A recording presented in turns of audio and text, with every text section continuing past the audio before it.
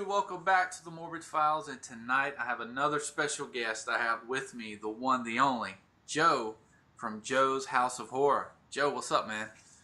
Hey, what's up, man? Really excited to be on. Thanks for having me on. Excited to talk about horror, whatever you got for me. I'm ready to go, so shoot away. Heck yeah, man.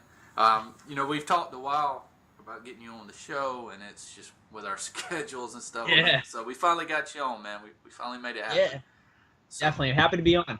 Definitely, man. So you doing all right? Yeah, not bad. Like I said, my work schedule's been crazy lately, which sucks. But yeah.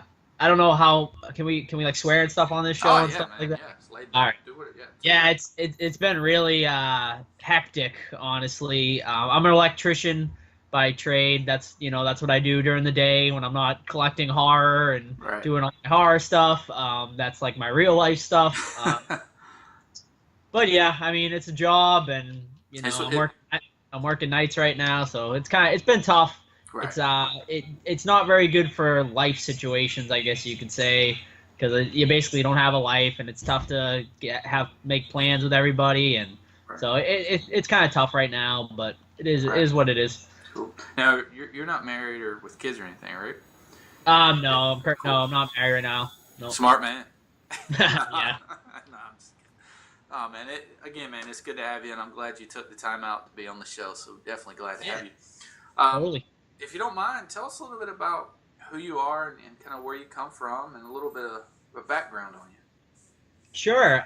So I'm Joe Manganaro. That's my name. I am from Massachusetts. I grew up here my whole life. This has been what I've called home my entire life, and I'm an electrician. I don't know what else. That's good, man. That's cool. Yeah, man. Just intro. Well, let me ask you this: getting into horror, of course. How did you get into horror?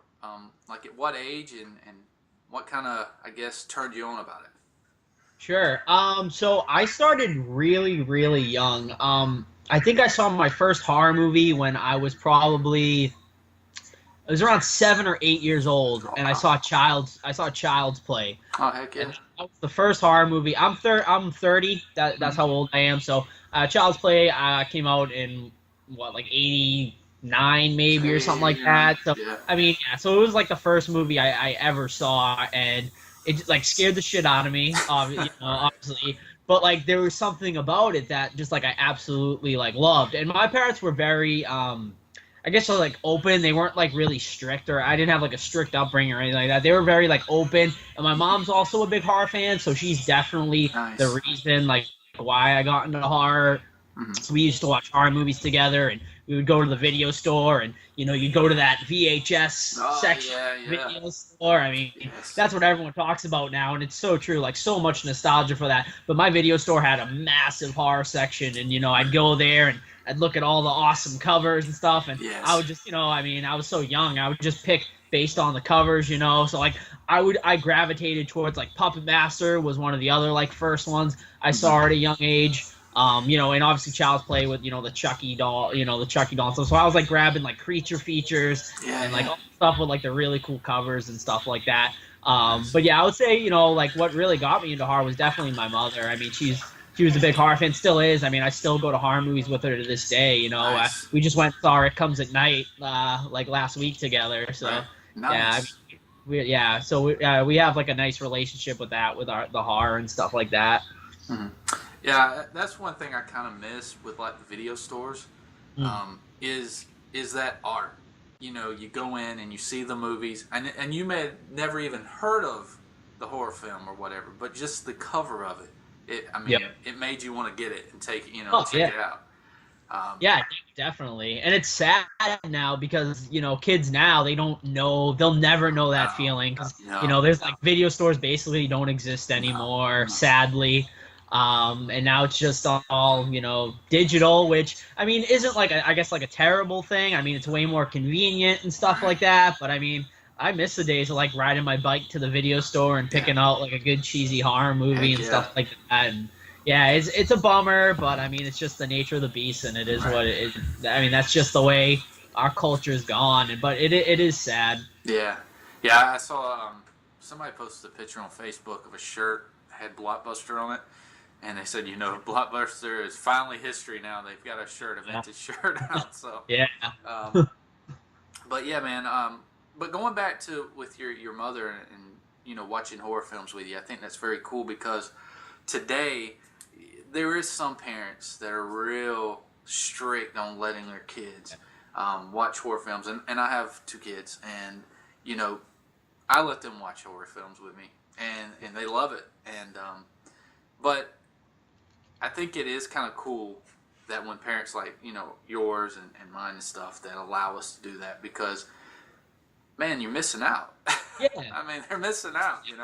I mean, of course, I Yeah. don't let them watch, some crazy stuff like It Follows or something, with a lot Yeah. of nudity and stuff. But Right. yeah, man, I think it is cool.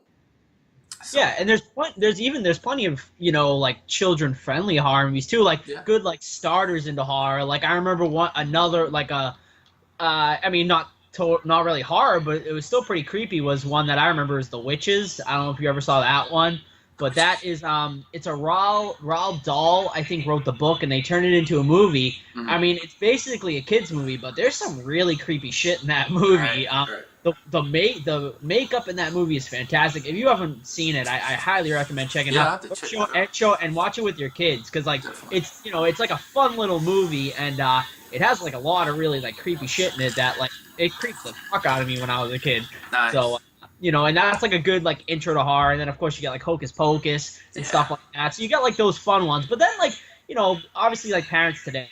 Like a lot of them are like really coddle their children, and it's just like so unnecessary. Because like I mean, a good chunk of us like grew up on horror movies and stuff like that, especially like us horror fans. Right. And the 90% of us turned out normal, and stuff like that. We're all functional members of society, and stuff like that. We're not fucking serial killers and psychos. So I mean, I just think sometimes people get a little too crazy saying horror movies are gonna make your kids crazy and psychos and stuff like that. Yeah, that's funny because Al from Al's Horror Shop, he was on the show last week, and we were talking a little bit about that. And if somebody goes out and watches a horror film and then goes out and kills somebody, they were already fucked up in the head. The film didn't do it.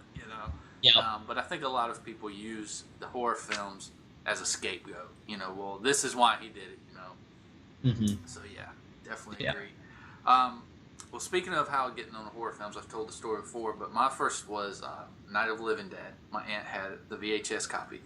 And I remember going over there, and I mean, that movie's probably old then, and I remember watching it, and it scared the crap out of me. And I remember going by, like, funeral homes and stuff, like graveyards, and I would freak out, because I would think they were going to come out, and get me. But that's really what did it, and then, of course, after that, the whole time, you're scared of these movies, but you want more. And I remember finding A Nightmare on Elm Street somehow, and that just did it for me. I was hooked. I mean, that was it. So yeah, totally. Yeah, Nightmare was one of the first ones I saw as well. Like first 5 I can remember probably Child's Play, Nightmare, Puppet Master. Oh yeah. What else? Critters and like Ghoulies. I think those were like 5 of the first horror movies like I ever watched. Speaking of Critters, we're actually me and the kids, we've been watching all of them because they're all on Hulu now. So we've been checking them all out. So yeah. Well, man, let's talk about your YouTube channel. Mm-hmm. How did that get started, and a little bit of background about it? Sure. So like I never ever in a million years thought I would start a YouTube channel, like ever. Mm-hmm. It just kind of happened one day. I've always been a horror fan, but I was never a horror like collector. Like I really just started getting into the collecting probably about 3 or 4 years ago, I would say, when I started like really wanting to start, collecting and stuff like that. Right. And basically I had heard about horror subscription boxes, and I had no idea. I was like, well, that sounds really cool. So I started looking up unboxing videos on YouTube for Box of Dread and Horror Block. And I was like, well, that sounds like, that sounds really cool. Let me see like what comes in these boxes. And the first person I found was Anthony Rapino. I don't know if you're familiar with him. Candy Corn Apocalypse. He's a really great guy. He's part of like this horror community.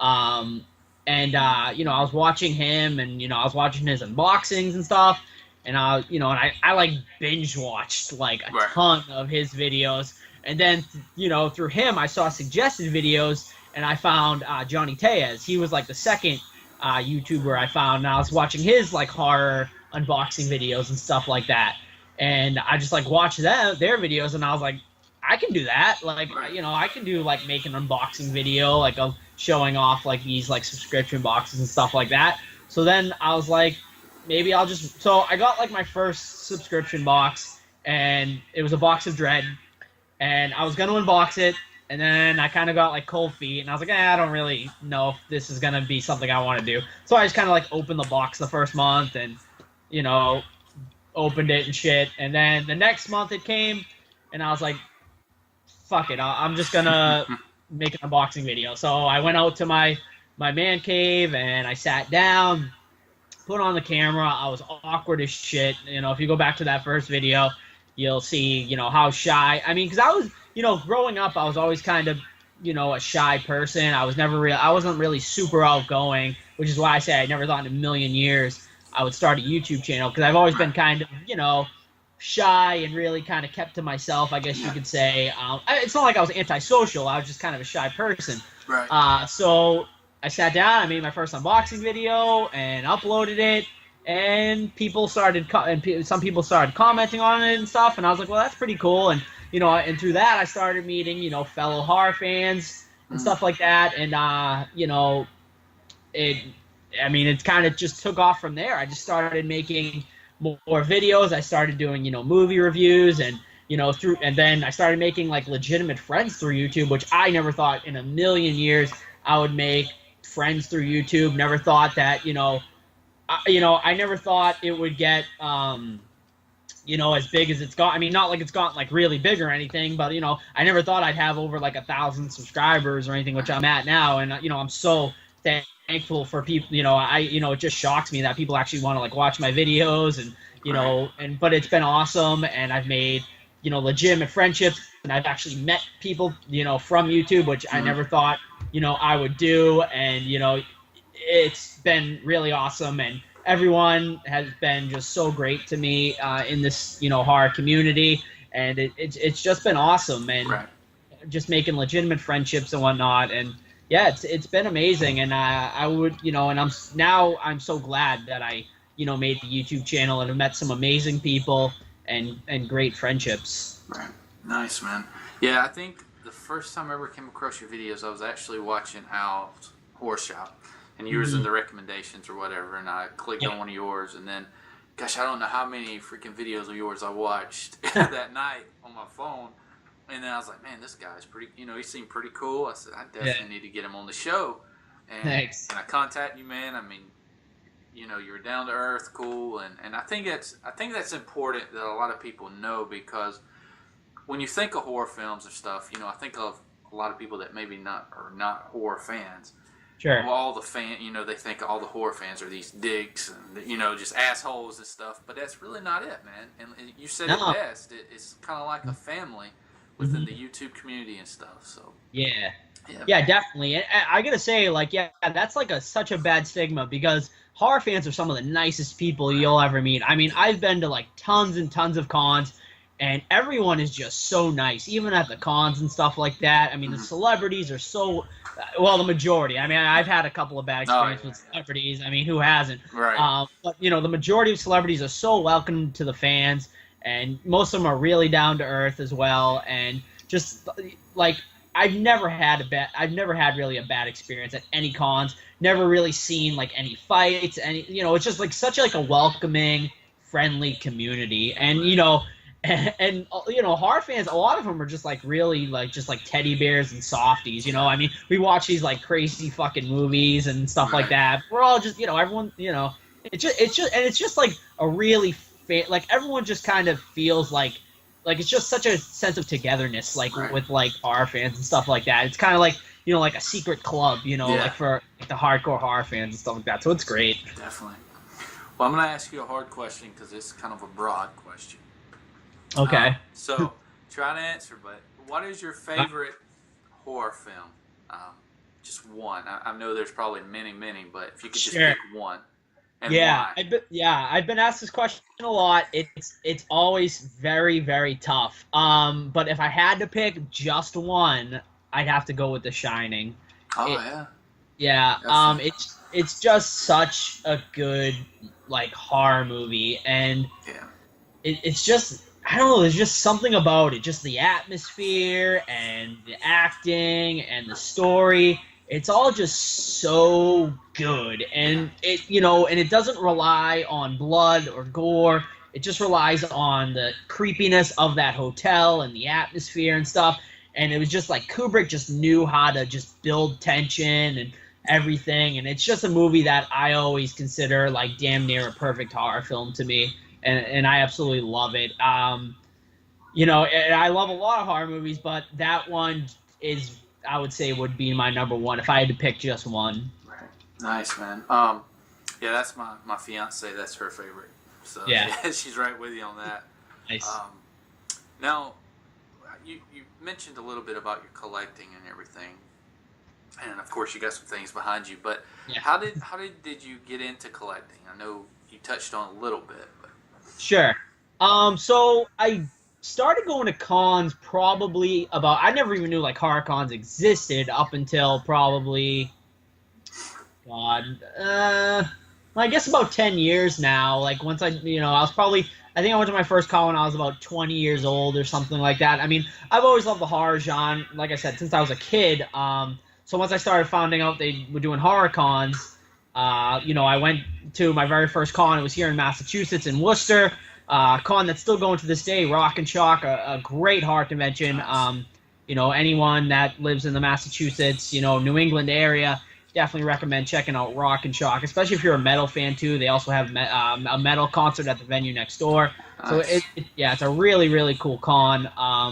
So I went there, and I just like walked around and I saw that, hey, there's like a bunch of cool horror shit. Because this was kind of before the internet blew up, I guess you could say. Like, so you really didn't know that there was all this cool horror shit. So like I went to this con and I saw all these awesome like vendors and stuff they were selling. So, I bought some stuff. I mean, it didn't start my hardcore collecting. I would say YouTube is basically what started like my hardcore collecting. Like once I started watching other people's YouTube videos and stuff and started seeing all the other cool shit everyone was getting and stuff, I was like, damn, that's awesome. I need that. I need that. So it just kind of took over. Like, once you get like one thing and then you start seeing like, you start following all these Instagram pages and Facebook pages and like all these companies and you see all the cool shit they're all releasing. It just kind of starts to take over, and now I have so much shit and Right. a lot of money invested, but I don't regret it at all. I take great pride in my collection. And I tend to like focus off, like for the first couple years I focused on like more quantity over quality. I was going for more like low end figures and just like a lot of like cheaper stuff. But recently I've geared more towards like high quality like movie props and replicas and stuff like that. I'm trying to expand my collection that way as well, and like more unique rare stuff currently. Yeah. Yeah, you mentioned it, man. Instagram is the best, man, because I mean you follow some of those pages and stuff, and you're like, holy crap! Definitely. Yep. I gotta And get eBay's dangerous eBay, too. yeah, eBay. Well, speaking of like the horror community and stuff, you have a Facebook group that you started. Yep. It's Joe's House of Horror. Can you tell us a little bit about the history behind that, or is it just something you said, hey, let's do? Or Sure. It was kind of just like a whim, off on a whim type thing. One day, like I think someone in my comments on YouTube was like, "Hey, you should make a Facebook page, like for like a fan page, like for your YouTube channel. And I don't consider like subscribers. I don't never consider like fans or anything like that. I mean, they're just like friends. Just like people that So I mean, I hate that word like fan. I was like, you're not fan. I'm just a regular fucking person like you. Right. But yeah, someone was like, you should make like a page for your YouTube channel. So I went to like go to make a page, and then I saw you can make groups, and I was like, well, like, why should I be the only one to like post stuff in here? Why not like make this a community thing? Everyone can post in here. It'll be fun. We'll see what happens. I never knew it was gonna take off the way it did. My Facebook page has surpassed my my YouTube channel, my Instagram. It's been the best thing that I could have made. I take great pride in that so many. I mean, because when it first started, no one was posting. I was like, well, this is going to be a bust. It's basically going to be like a failure. I might just delete it and just go back to YouTube. But then people started like posting and stuff, and now we're at almost 1,800 members, and it's very active. People are posting away. Hourly, people are posting on there, and I couldn't appreciate it enough that people have welcomed this group and are posting on it, are commenting, are interacting with each other. It's just amazing, and I can't thank everyone enough for making the group what it is and keeping the drama out as well, because when you have that many members, you tend to have some bad eggs, I guess you could say, that create drama, and it's really been, for the most part, like 99% drama free, I gotta say, which has been great, which shows how great the horror community is. Right. We can have differing opinions, and it doesn't need to resort to name calling or insults, which I don't have any tolerance for in that group, and I'm always looking for stuff like that to make sure that there's nothing like that, because it's just not how I roll. Right. But it's, like I said, it's been really friendly. Everyone's been great, and it's been awesome. It's just been awesome. And I'm so happy I made it a group rather than a page, because it's really taken off, and everyone seems to really enjoy it. Right. Yeah, it's actually, man, it's probably one of my favorite groups on Facebook, because like you said, I'm in a bunch of horror groups and stuff, but the drama, and Sure. you think is like, well, some of the people that are over these groups, why don't they just put a stop to this shit, But I mean, since I've been in your group, and I've met a lot of great individuals, a lot of cool people, man, and I haven't seen any drama, and it's kind of laid back, and just a bunch of horror fans, man, exchanging ideas and things they like. So it's very chill. It's just kind of like you're just hanging with friends, buddies, just talking about horror movies, and if you have a different opinion, they're not going to jump down your throat, which is what I was going for, and I'm glad that it's staying like that. And we've been doing even like box exchanges in the group. People are sending each other boxes and stuff. It's been like really just like friendly, fun stuff. So it's been awesome. That's what it's all about, man. Now you're a big It fan, am I right? Yeah. What's your thoughts on the new movie coming out? Yeah. Versus the original? Sure. Well, to go on the original It, I know that the original It isn't a perfect movie. That is for sure. But I think it's a lot of nostalgia for me, because it's another one of the a movie that I saw very young. It scared the hell out of me. Tim Curry was amazing in it. I had the pleasure of meeting him at a con last year. It was my favorite celebrity meeting moment I've ever had. It was amazing. Nice guy.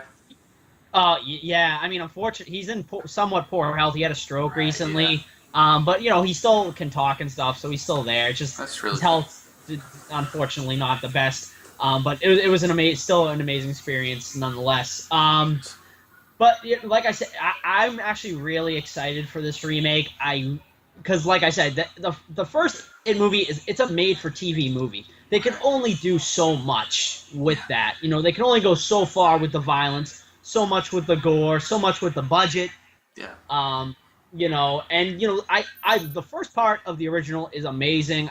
In my opinion, The second part has a lot of issues, which, you know, it tails off. That being said, with this new one, they have you know, obviously a big budget. They can push the boundaries because it just got an R rating. It just got announced it's going to be an R-rated movie. Yeah, I've seen that. So they can go all out. They can go bloody because like the book is bloody and violent. So they can go bloody. They can go violent. So I personally think it's going to be better. Maybe not Pennywise. I don't know if anyone's going to be able to top Tim Curry, but a lot of people didn't think that Heath Ledger could top Jack Nicholson's Joker. Yeah, that's and true. I mean, I thought, you know, he was superior, which I never thought I would say in a million years. I'm the same way with that. Yeah, I'm really excited to see how Bill Skarsgård, I believe is his name, is going to do with his portrayal of Pennywise. In the trailer, he looked pretty cool. A lot of people shit on the new look of Pennywise. I think he looks pretty cool, personally. I liked that they didn't try to make him look exactly like Curry's Pennywise, because, you know, you can't make it exactly like the made-for-TV movie. You have to go in a different direction, or else people are going to try to compare it, you know, to that first movie. I think there's a lot of room for improvement, you know, from that made-for-TV movie. So, personally, I'm excited for it. And I hope it's going to be great. Yeah, me too. But yeah, I've heard a lot of people, like you said, that's pretty much talked a lot of shit about the new look. Sure. I mean, I've heard a bunch of them saying, you know, it reminds them of a clown from one of the ICP, you know, music videos. But, I mean, it's like you said, though, you know, you have to do something a little bit newer, and especially you got the newer generation coming up that's, you know, so I think that is cool that it is introducing it to a newer generation. Mm-hmm. And everything. So I'm looking forward to it, man, and I'm hoping it's one of those jumps and creepies and gets you, man, because I haven't seen one of those in a while. I think Insidious was probably my last one that really just you know, jump scared me. You know? Because I mean, horror fans like me and you know, we pretty much know when it's coming in a film, but so I'm hoping they kind of get back to the original with the jumps and stuff. So I'm definitely looking forward to it, though. Oh yeah, definitely. I had a lot of concerns because I know that they changed directors, they changed actors, so I was like, oh man, this is not going in the right direction already before the movie even got off the ground. You know, once, you know, the movie was in like developmental hell for years before it actually started filming, and that's never a good sign for any movie, never mind a horror movie. But once I saw the trailer, it lifted my spirits again, because I thought the trailer was great, and I was like, all right, it looks like they're going in the right direction. They got some good casts in there with the kids. They got the kid from the Stranger Things is in it, and stuff like that. And I'm really excited. I really hope it's going to be good. I really do, and I think it's going to be. Yeah, I think so. Have you seen the video where they've done the side-by-side preview? Oh yeah, I did see that. Yeah, where like they copied like the trailer. That's really awesome. I love that attention. Really neat, yeah. I mean, I know a lot of people, like I said, gives the new look a lot of shit, but I think it looks cool, man. Especially with the preview and where he's standing there with the balloon, you can see his face at the end, and I'm like, yeah, hell yeah, yeah. I mean, it gets you wanting to see it. So yeah, I mean, I can understand why people kind of shun, because like Curry's, you know, Pennywise he just looked like a normal clown. They didn't need to make him look, you know, scary. Right. He just used his performance to make him scary. So I can see why people are like, oh, well, he looks like scarier, and why would a kid, you know, approach that type of clown, like a friendly-looking clown? But, you know, I'll save my judgment for that, I guess, until I actually see the movie, because, you know, maybe he changes forms and stuff like that. You never know, so we'll see. Yeah. Anyway, looking forward to it, man. But now, I mean, he's in the he shapeshifts a lot, so he changes into a bunch of different characters, so we'll see. Yep. And you've got something that you've created, a pin. Yeah. Tell us a little bit of the history about it, man. Sure. So, this is actually my second pin. My first pin, so basically how I got started on, like, pins was they just became like a pin craze in the horror community pretty much. Just, you know, everyone was collecting pins and stuff like that all of a sudden, and at first I was like, meh. I was like, I'm not really big into pins. Like, never really have been. But then I started seeing like some of these like amazing like horror pins and shit like that, and then I started going to a bunch of cons, and I would carry a backpack around at every horror con to store all the stuff I buy in and to keep my booze in for when I'm drinking during the con and whatnot. Heck yeah. So one day I was like, my backpack's really plain. How can I decorate it like for when I go to the cons, to make it look really cool? So I was like, I guess pins. So I just started like loading my backpack with pins and shit, and I started getting really into pins. So then I was, and then I was just like, it'd be cool to release like my own pin for the channel, like just kind of, see if people would be interested in buying them or something like that. So I talked to one of my buddies, Paul Clements, who's like a member of this horror YouTube community, and I was telling him that I wanted to release a pin, and I knew he was an artist. So I gave him my idea basically of like what I had in my head, and he created it for me, and I was like, that's amazing, I love it. So he had a buddy that made pins basically. So basically we sent him the artwork, printed out the pins, and I released them, and they sold great.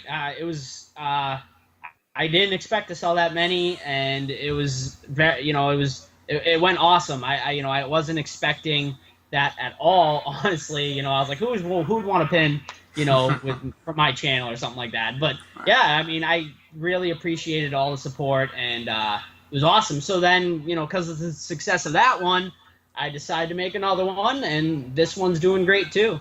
Awesome, man. Awesome.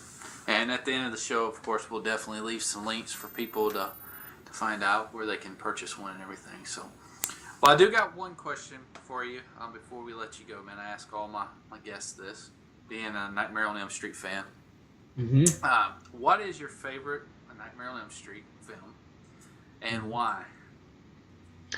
This is a tough one because I've actually did a show a while back with a few people, like ranking the Nightmare on Elm Street franchise, and I'm like, I sway left and right between Part 1 and Part 3. Those are my two favorite Nightmare films, and most people will probably say Part 1, but as a whole film, I gotta give it to Part 3 by like the skin of its teeth, because I had problems with Part 1's ending personally. I didn't like how it kind of ended. I wasn't a big fan of like how it ended. And I loved how Part 3 ended. I thought like it was just like a great ending, and just like it's just a great film like from beginning to end. Nightmare is the first Nightmare obviously is a great film from beginning to like 85 minutes, and then like the last 5 minutes I was just kind of like, I don't know, I think it could have been a better ending. And Craven, I think Craven even said that he wanted to end it differently, but the studio made him change it because they were like, well, we think this could be a franchise, or we want a sequel, so they had to change the ending. So I don't even know if Craven liked that ending, especially. So I guess, I'll have to give it to Part 3 by a little, followed with Part 1 by coming in by like a nose in second. Yeah, Dream Warriors, man. That's my favorite too. 3. So yeah, definitely. And I like 4 too. Four is a good one. That's probably my third favorite one. I would say probably 3, 1, and 4. Yeah. And I'm a big fan of Lisa Wilcox, so I mean I have to pick 4. So yeah. But yeah, I mean the first one, of course. I mean I like because that's what got you started, but I'm like you, man. The third one is just what did it for me, man. I love it. Yeah, it's such a good story, such a good film, and you get Dawkins with that Dream Warriors song. Yes, definitely, man. It's awesome. Yeah. All right, Joe. Well, man, tell us where we can find out more about you, and like we mentioned, your pins and stuff, some links. Sure. So obviously my YouTube channel, Joe's House of Horror, Instagram, Joe's House of Horror. If you want my pins, joeshouseofhorror.bigcartel.com, and my podcast that I have with Eric Bindle from Horror Man Cave and Todd from Todd All Things Horror. They're both YouTubers as well. They both have Instagrams. 3 Guys at Horror is the name of our podcast. We're on SoundCloud. We're on iTunes. We're on any podcast app you can find. We're 20 episodes deep so far, Nice. and we've been getting some guests lately, which has been exciting. We just interviewed the composer of The Witch, which was a pretty big get for us. I was very excited about that. Nice. So yeah, if you're a fan of The Witch, we just reviewed The Witch and we interviewed the composer Mark Corvin. Amazing score for that movie. Even if you don't dislike the movie, I know it's a love or hate type movie, but you can't criticize that score. It is amazing. And then we also interviewed the director of Circus of the Dead, Billy Pawn. That is a great movie, underground little indie film if you haven't seen it.